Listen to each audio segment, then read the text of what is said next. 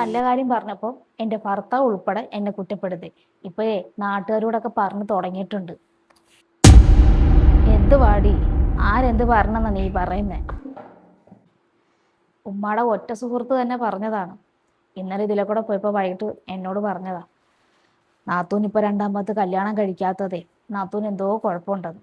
3 വർഷം ഒരു ഭർത്താവിൻ്റെ കൂടെ കഴിഞ്ഞിട്ട് പോലും ഒരു കുഞ്ഞിക്കാല് പോലും കാണാൻ പറ്റാത്ത പെണ്ണാണെന്ന്. അതുകൊണ്ടാണ് രണ്ടാമത്തെ കല്യാണത്തിന് സമ്മതിക്കാത്തത്. എന്തോ അസുഖമോ കാര്യങ്ങളോ കുഞ്ഞുങ്ങളോ ഉണ്ടാകാത്ത പേരിൽ എന്തൊക്കെയോ ഉണ്ടെന്നാണ് പറഞ്ഞിരിക്കുന്നത്. ഇത് നാട്ടുകാരെ കൊണ്ട് പറയിപ്പിക്കണോ? ഇതിപ്പോൾ ഇന്നലെ ഉമ്മാടെ സുഹൃത്ത് പറഞ്ഞു. ഇത് പലർക്കും നമ്മുടെ കുടുംബത്ത് തന്നെ പലർക്കും സംശയമുള്ള കാര്യങ്ങളാണ്. ഇത് ആർക്കാണ് കുഴപ്പമെന്നൊന്നും ഉമ്മാക്കോ എനിക്കോ വല്ല നിശ്ചയമുണ്ടോ? കല്യാണം കഴിക്കാൻ വേണ്ടിയിട്ട് പറഞ്ഞപ്പോൾ നാത്തൂനൊക്കെ പറഞ്ഞതൊക്കെ ഉമ്മായി മറന്നിട്ടൊന്നും ഇല്ലല്ലോ. ഇപ്പം നാട്ടുകാർ ഓരോന്നോരോന്ന് പറഞ്ഞു തുടങ്ങിയിട്ടുണ്ട്. ഇതിപ്പോൾ ആർക്കും ഒരു മറുപടി കൊടുക്കാൻ പറ്റാത്ത ഒരവസ്ഥയിൽ ഇരിക്കുകയാണ് ഇപ്പോൾ. ഇതിപ്പോൾ ഞാൻ പറയാനുള്ളതൊക്കെ ഞാൻ പറയുക. ഇന്നിപ്പോൾ നാട്ടുകാരോ ബന്ധുക്കാരോ ചോദിക്കുന്നതിൽ എന്തെങ്കിലും കുഴപ്പമുണ്ടോ അമ്മ? ഒരു കുഞ്ഞുണ്ടെങ്കിൽ പറയായിരുന്നു, കുഞ്ഞിന് വേണ്ടിയാ ജീവിക്കുന്നത്, കുഞ്ഞിനെ കഷ്ടപ്പെട്ട് വളർത്താം, എനിക്ക് വേറൊരു ജീവിതം വേണ്ട, അന്യാരാൾ വന്നു കഴിഞ്ഞാൽ എങ്ങനെ, അതൊക്കെ പറയാം. പക്ഷെ ഇതിവിടെ കുഞ്ഞില്ല. പിന്നെ ആർക്ക് വേണ്ടിയിട്ടാണ് ഇവരിങ്ങനെ ജീവിക്കുന്നത്? കഴിഞ്ഞത് കഴിഞ്ഞു. അങ്ങേർക്ക് ആയുസ് കൊടുത്തിട്ടില്ല, മരിച്ചുപോയി. ഇനിയിപ്പോൾ ആർക്ക് വേണ്ടിയിട്ടാ? ഉമ്മയുടെ കാലശേഷം കഴിഞ്ഞാൽ പിന്നെ എങ്ങനെ ജീവിക്കും? അതും കൂടെ പറഞ്ഞതാ. പിന്നെ ഞങ്ങളെ കണ്ടോണ്ടാണെങ്കിൽ ഞങ്ങൾക്കൊരു ജീവിതമുണ്ട്, ഞങ്ങൾക്ക് 2 കുഞ്ഞുമക്കളുണ്ട്. അവരെ വളർത്തി വിടണം, അവരെ പഠിപ്പിക്കണം, അങ്ങനെ ഒരുപാട് കാര്യങ്ങളുണ്ട് ഞങ്ങൾക്ക്. ജീവിതകാലം മുഴുവനൊന്നും നാത്തൂനെ നോക്കാന്നൊന്നും കേൾക്കാൻ പറ്റത്തില്ല അമ്മ. അത് ഉമ്മ തന്നെ ചിന്തിച്ച് നോക്കുക തന്നെ. ഇതിപ്പോൾ രണ്ടാമതൊരു കല്യാണം കഴിക്കുന്ന അത്ര വലിയ തെറ്റൊന്നുമല്ല. ഇതിപ്പോൾ നാട്ടുകാർ ചോദിച്ചാൽ അങ്ങനെ കരുതത്തുള്ളൂ, നാത്തൂന് എന്തോ കുഴപ്പമുള്ളത് കൊണ്ടാണ് കല്യാണം കഴിക്കാത്തത്. മറ്റുള്ളവർ കുറ്റം പറയുമ്പോഴേ കേട്ടോണ്ട് നിൽക്കാനേ പറ്റത്തുള്ളൂ. കുഴപ്പമില്ലാത്തവരെ കുഴപ്പമുണ്ടെന്ന് അവർ തന്നെ അങ്ങ് എഴുതി വെക്കും. അത്രയേ ഉള്ളൂ. ഉമ്മ വേണമെങ്കിൽ ഉമ്മയുടെ മോളെ പറഞ്ഞ് മനസ്സിലാക്കാൻ നോക്ക്.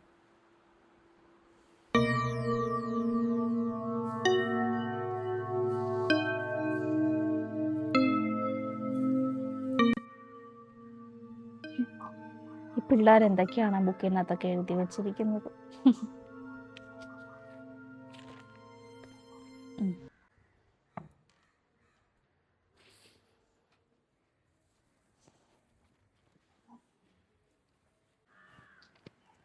എന്താ ഉമ്മയുടെ മുഖത്തൊരു വിഷമം?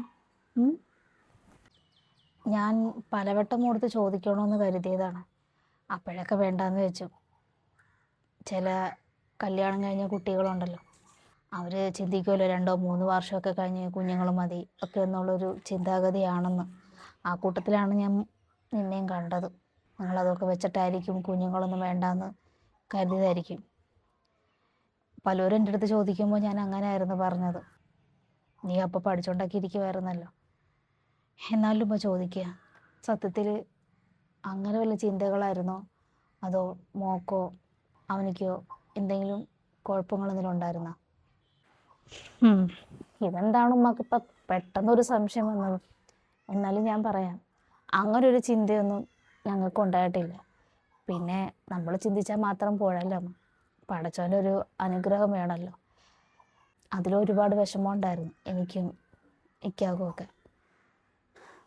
പിന്നെ ഞങ്ങളൊരു ഡോക്ടറെ പോയി കണ്ടപ്പോൾ ഞങ്ങൾക്ക് 2 പേർക്കും ഒരു കുഴപ്പമില്ലെന്ന് പറഞ്ഞു. വെയിറ്റ് ചെയ്യാൻ പറഞ്ഞു. ആ സമാധാനത്തിലിരുന്നേതും. ഇതിപ്പോൾ ചോദിക്കാൻ കാരണം എനിക്ക് മനസ്സിലായി. ഇന്നലെ അവർ വന്ന് പറയുന്നതൊക്കെ ഞാൻ കേട്ടായിരുന്നു. അത് വെച്ച് അവളൊന്നും മടുത്ത് ചോദിച്ചില്ലേ? എൻ്റെ കണ്ണടയുന്നതിന് മുമ്പേ എനിക്കൊരു ജീവിതം ഉണ്ടാവണം മോളെ.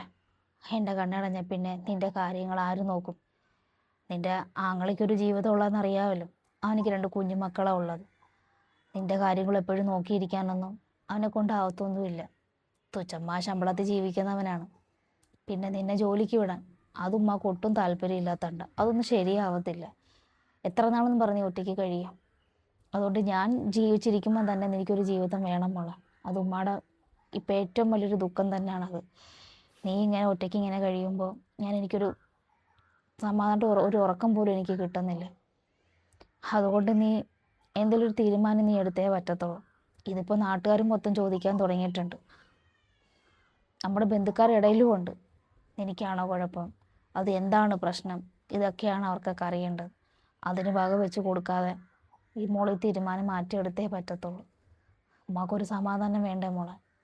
പിന്നെ നിന്റെ നാത്തൂൻ്റെ കുത്തുവാക്കും കുറച്ച് കഴിയുമ്പോൾ ഇനി അവളുടെ സ്വഭാവം മാറി തുടങ്ങും. അത് സ്വാഭാവികമാണല്ലോ. ബന്ധം ഒഴിഞ്ഞുന്ന പെങ്ങളാണെങ്കിലും ഭർത്താവ് മരിച്ച പെങ്ങളാണെങ്കിലും വീട്ടിൽ വന്ന് നിൽക്കുമ്പോൾ അവർക്കും ബുദ്ധിമുട്ടും കാര്യങ്ങളൊക്കെ തുടങ്ങും. അതിലിനി വക വയ്ക്കരുത്. നീ അമ്മക്ക് ഇതേ ഉള്ളൂ പറയാനായിട്ട്. ഇനി ഉമ്മ വിഷമിക്കൊന്നും വേണ്ട. എനിക്കൊരു ജീവിതം വേണ്ടാന്നല്ലേ ഞാൻ പറഞ്ഞേ. എന്നെ ജോലിക്കോ വിടുന്നില്ല. ഇനിയിപ്പോൾ ഉമ്മ പറയുന്നതോ അവൻ പറയുന്നതൊക്കെ ഞാൻ കേട്ടോളാം. പക്ഷേ എനിക്ക് ഇച്ചിരി സമയം വേണം എനിക്ക്. എന്നിട്ട് നിങ്ങൾക്ക് ഇഷ്ടമുള്ള ആരാന്ന് വെച്ചാൽ നിങ്ങൾ പറഞ്ഞാൽ മതി. ആരെയാണെങ്കിലും ഞാൻ കല്യാണം കഴിച്ചോളാം. ഇനി ഉമ്മാക്ക് വിഷമം ഉണ്ടാവണ്ട, അവനിക്കും വിഷമമൊന്നും ഉണ്ടാവണ്ട. ഇനിയിപ്പോൾ മറ്റുള്ളവർക്ക് ചോദ്യങ്ങൾക്കും സംശയങ്ങൾക്കും ഒന്നും ഇടയാക്കുന്നൊന്നുമില്ല. ഇനി അവൾക്കും ഒരു സംശയം വേണ്ടല്ലോ. അവരുടെ ജീവിതമല്ലേ, അവർ ജീവിക്കട്ടെ. ഇനി ഞാനൊരു തടസ്സമാവുന്നൊന്നുമില്ല. പിന്നെ 2 ദിവസം കഴിഞ്ഞിട്ട് ഉമ്മ എൻ്റെ കൂടെ വരണം. അവിടുത്തെ ഉമ്മായി വന്ന് കാണണം, സംസാരിക്കണം എനിക്ക്. അതുകൊണ്ട് ഇനി ഉമ്മ വിഷമിക്കണം. ഇനി എൻ്റെ കാര്യം ഓർത്ത് ഉമ്മ ഇനി വിഷമിക്കണ്ട. അവനോട് പറഞ്ഞോളൂ. ആരാണ് ഞാൻ കല്യാണം കഴിക്കണ്ടായിരുന്നു.